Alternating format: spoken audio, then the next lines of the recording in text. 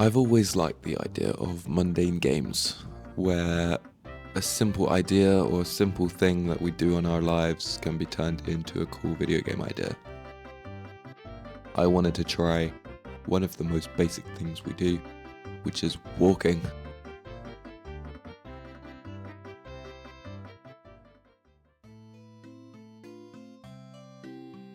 So first, we need a skeleton with hinge joints for the thighs and the knees.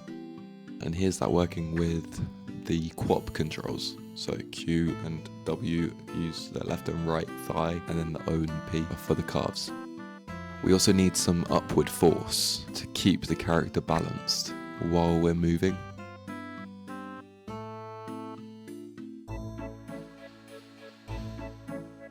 Next, I added the camera. I attached the camera to the hips, but this can cause a bit of motion sickness, so I'll work on that.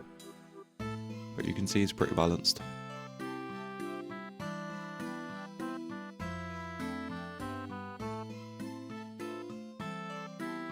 Next, I added a new character because the dummy wasn't really what I was going for.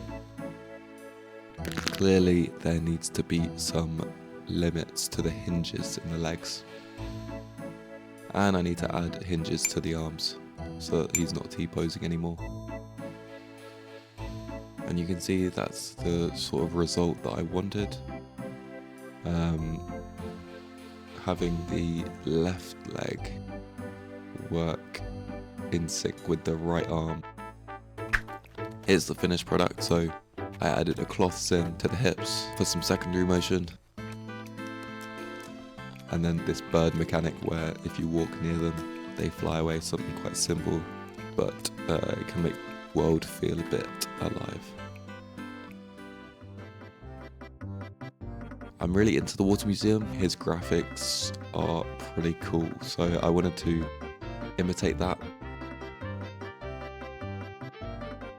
You can see there's some issues with the textures, but it doesn't really matter at this point because there'll be some texture warping.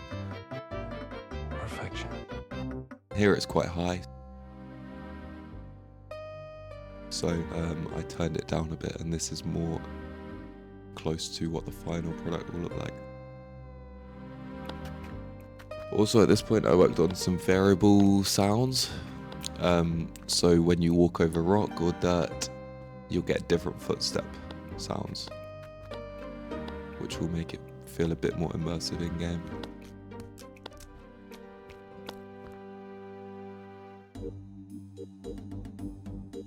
Final step before level design is to get multiplayer working.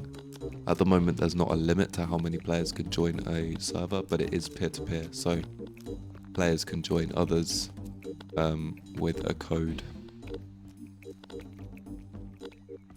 And yeah, the game is on Steam to wishlist, so go do that now. Thank you.